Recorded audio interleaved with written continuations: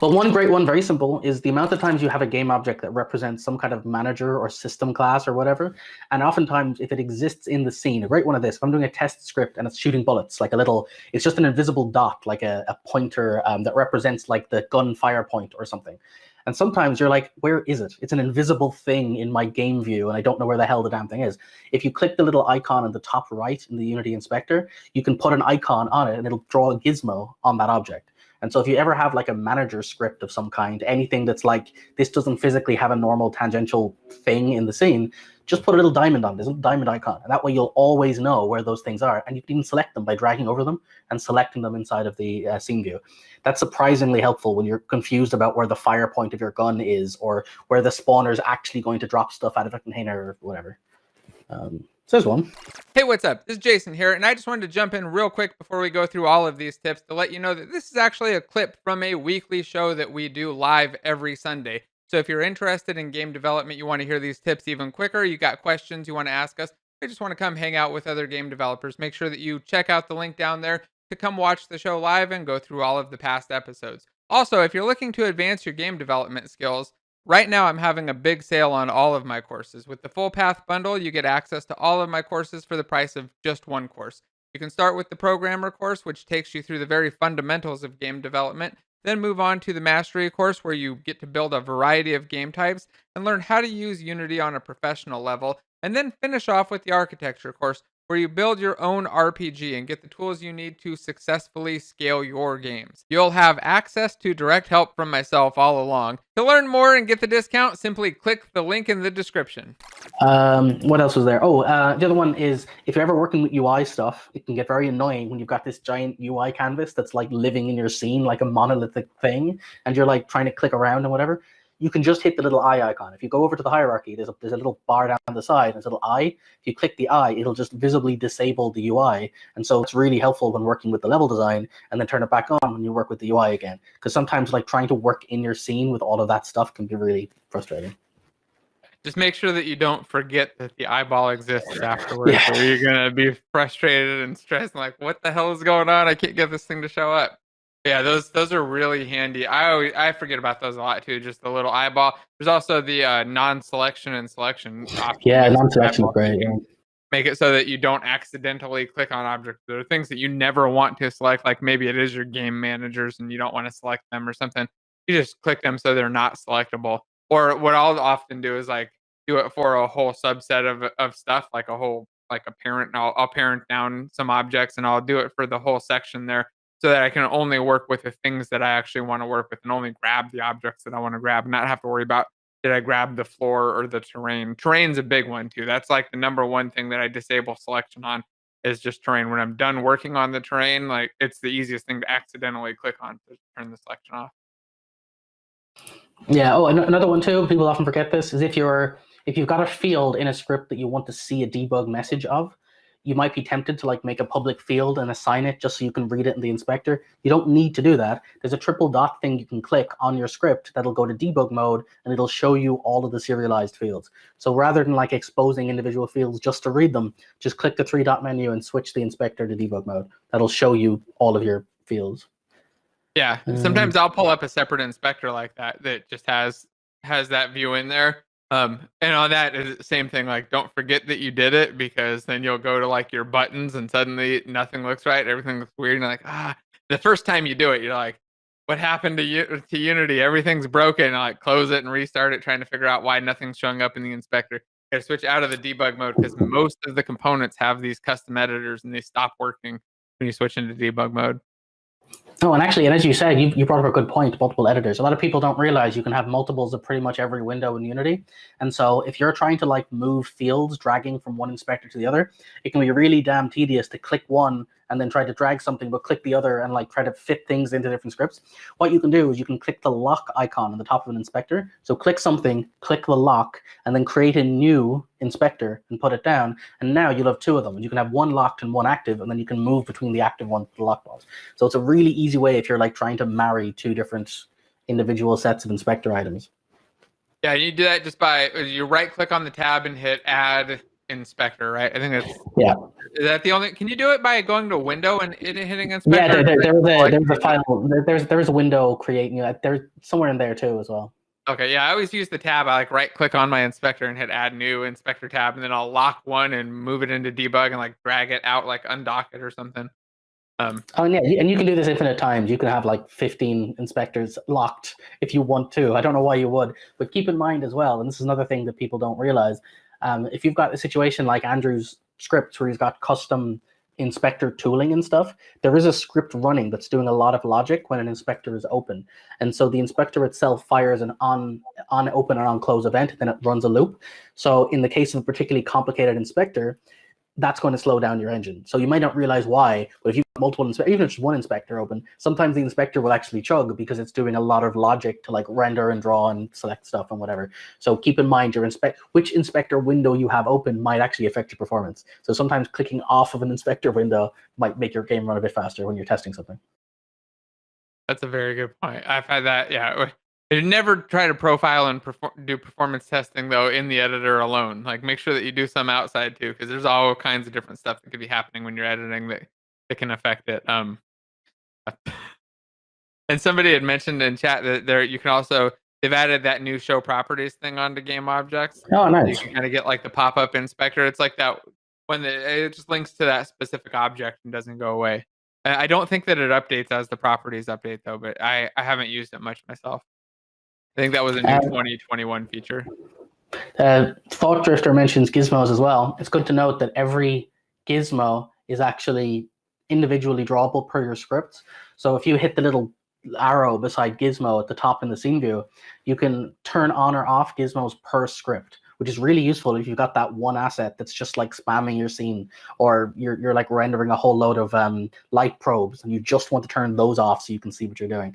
That one's really handy as well. There's also another thing with that, which is in game view. People don't realize this. You can set gizmos on in game view and actually see things like debug draw lines in the game view as well if you want to. You just have to hit the little gizmo button on the game view window. Oh, okay. I didn't realize that. I didn't either. That's really useful for debug lines. Like if you're drawing test lines and you want to see are my raycasts working correctly, you can test, like in VR, trying to test your raycasts can be really annoying. So if you actually render the debug gizmo lines when you're testing, it makes it so much easier. I gotta write that one down. That is awesome. All right, cool. So I learned something new today. Perfect. That is actually really handy because what I always do with those is pull up the scene view side by side so I could see my gizmos to see what was going on. I'm trying to debug things like you mentioned, like with lines for like figuring out where the path is going to be or something else like that. What usually it's like what the NPC or the AI is doing and how it's handling my code and trying to predict that. So that is super handy. And if you're talking just debug lines, here's another fun one. If you're using the standard debug.drawLine or you're using gizmo.drawLine, you'll get this really thin alias line. And it's very hard sometimes to see it. If you use the handles library instead, there's handles.drawAA polyline or anti-alias polyline. You can draw an actual line where you can set the thickness, so it's a tube. And it's much easier to visualize if you can draw these huge colored tubes of different sizes in your scene view. So that's really useful if you're trying to like really debug something with lines that are hard to see, that are too small. That's another great piece of advice too. And I think the handles thing in general is something that everybody should at least know exists, because there's quite a bit of extra functionality in there for doing gizmos related work, and just making it do things that you can't just do with the normal gizmos. If you look up any tutorials on gizmos, they'll dive into handle stuff. So you should at least know that it's something there that kind of extends that out. Yeah, and other stuff like gizmos, I use gizmos a lot. There's a ton of really cool stuff there. Like, did you know you can actually pass a renderer or a mesh specifically to a gizmo and draw a gizmo that is actually a mesh shape? So I use that a lot I did like a rewind time mechanic where you had a mesh and you could like save its frames. I did that, but then every frame position drew a transparent version of the actual model itself, not just a dot or line. It just looks really cool. It's much easier to see what it's doing if it's like a rotating thing and it's like you can see how the actual shape is changing as the snapshots are altered. So you can actually draw gizmos that are meshes as well. So that's a good one. Yeah, I've done that for spawners too, like spawn points to actually just show and represent the different NPCs that could spawn there. So instead of it just being a dot, it just show like an outlined, shaded version of it. Should be pretty nice. Yeah. And while people are mentioning that you do need to use the editor namespace for handles, that is true. But then all you have to do is put a preprocessor directive, if Unity editor this, else that. Then if you do that, you can use the handles when you're in debug mode, and they won't get they won't get sent to your build, so you'll still be able to make the build. Because if you've ever done this, you've probably seen this yourself. If you ever use a editor namespace in your project and try to build your project, Unity won't let you. It'll tell you that you've referenced something that's part of the editor namespace. So look into preprocessor directives, which are what Jason just posted, and that lets you still use editor stuff, but strip it before it makes the build. And if it for those of us who then think, okay, I'm going to add that in 30 different places in every script I have, the second tip to that would be to create a static method. Is that correct? That does the actual drawing. So your main scripts don't have to worry about the preprocessor directive. You can just say, call my static script, and then that one says, hey, if we're not in the editor, don't do anything. And so you don't have to constantly type in if Unity editor and if in all your main scripts and make it really bulky and ugly. I actually go one step further than that, which is I would have something like a drawer class. So it's a class that says I draw stuff, draw a line, draw whatever. And then at the top of my class, I'd create a new drawer, and I would either create a Gizmo drawer or a like fancy drawer. And then that drawer line would be wrapped in that statement. So if in Unity Editor, the drawer is the cool handle drawer, else it's the Gizmo drawer, and then I can just use it and I never have to think about it again. It's like a one-time, and any new features I add to either get supported all the way, and I don't have to ever write it again, you know? Nice. That's a good pattern. I like that. Yeah, I mean, I can keep going. There's loads of there's loads of tips I can give. Jason, I don't know. Go ahead.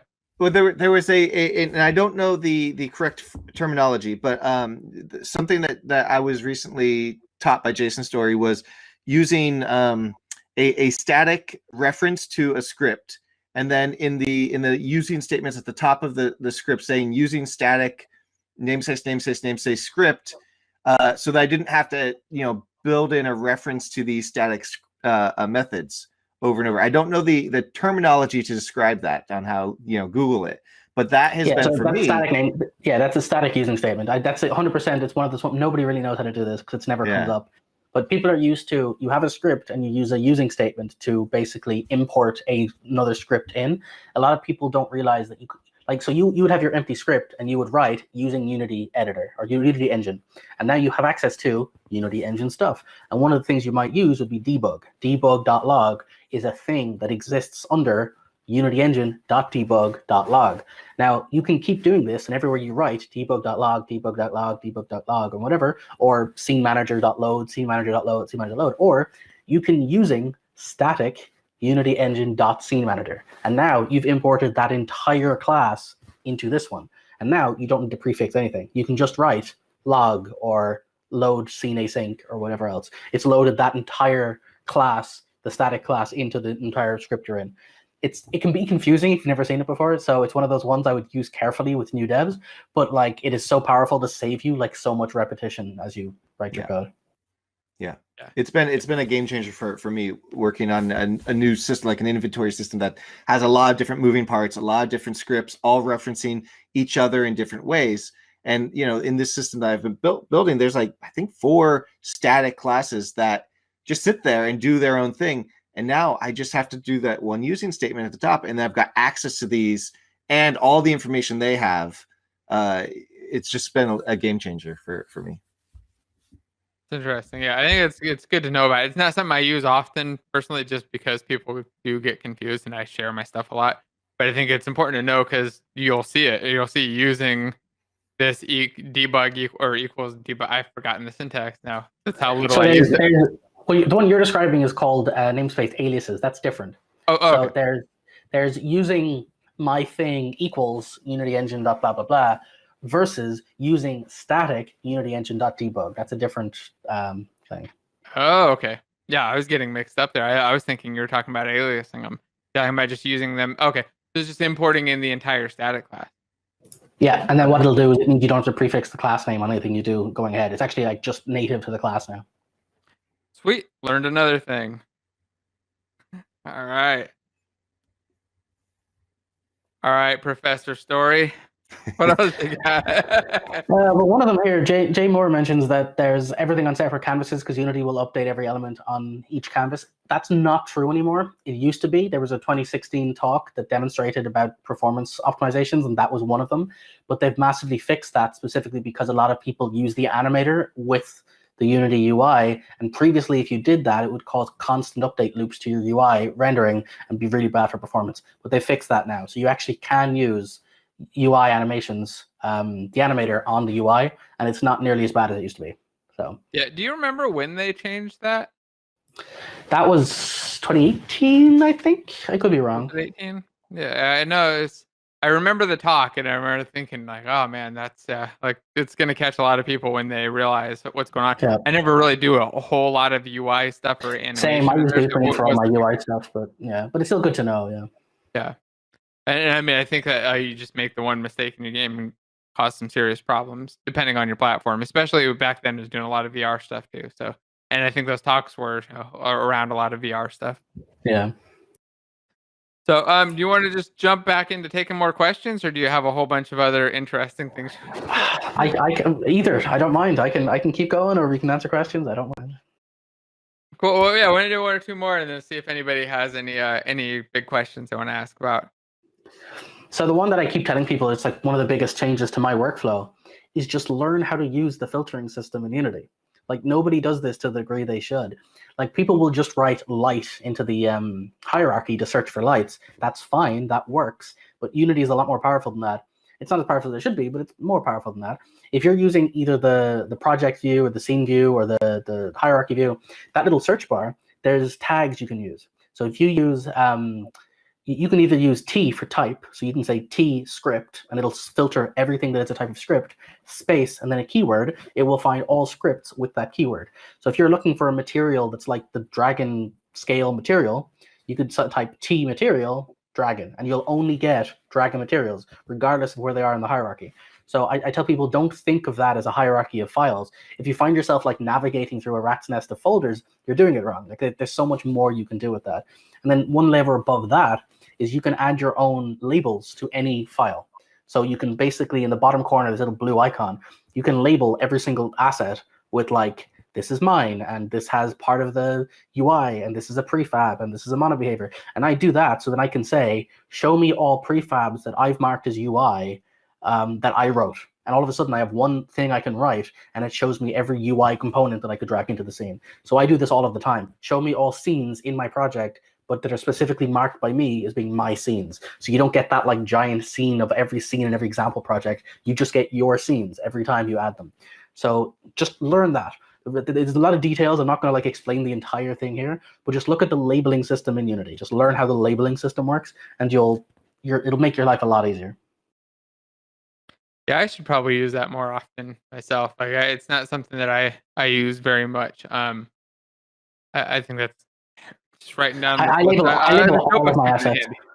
I label everything. Like it's to the point where if you told me what are all of the interface scripts that are dealing with serialization in your project, I can go T script L serialization L contract, and it'll just bring up immediately every script that is a contract specifically to deal with serialization in my project immediately. It's really, really handy.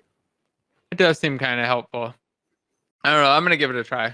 I don't know. I wonder if anybody else does. Does anybody in chat? I'm just curious. Does anybody in chat use the labels like that, or like what % of people do? I'm just kind of curious, like how many people actually do this stuff, because I know I don't, and I probably should. But a few people mention this anyway. Just as a side note, you're already using it even if you don't realize it. That little favorites list on the left that's pre-built by Unity, that is what those are. If you click on those, you'll notice the little filter gets pre-populated, and you can add your own. So I have added my own as like my scenes, my scripts, my prefabs, my whatever, and I can just click on them. And if you go one step further and use the Unity collaborate thing, Unity will add automatic ones for you that will let you filter based on which files have been modified which files are new for this commit or which ones have conflicts. And so if you're using Unity source control with it, they'll actually automatically add favorite lists for you to find all modified files since the last commit you pulled down from collab. It's really cool. Oh, wow. Huh. Yeah, I'm going to get into it. Yeah, I've never used that myself. It seems like one of those things that for a lot people might think, okay, well, that I got to take some time to set that up. Am I really going to get some advantage from it? It sounds like, yes, you will get advantage from it once you start using it. But it does require, it sounds like a little setup to make sure you label everything and you have your hierarchy there in your head that makes sense for your project. Yeah, no, I go overboard. Like, I literally mark every asset that comes into my project. Like, I'll even mark all of DoTween stuff, or I'll mark all of TextMesh Pros. So if I want to find an example of how to do something in TextMesh Pro, I can say T script L DoTween example, and I'll find every example named script by DoTween in my project. It's really handy to just like help find things like that. Or I would mark every README file as documentation. So if I want to find out how a certain asset works, I can just write documentation with Word, audio, and I'll find all audio scripts that are about documentation, or audio documentation, this kind of stuff. Also, if you're looking to become an expert in Unity, don't forget to check out the Full Path Bundle. Just click the link in the description to learn more and get a huge discount.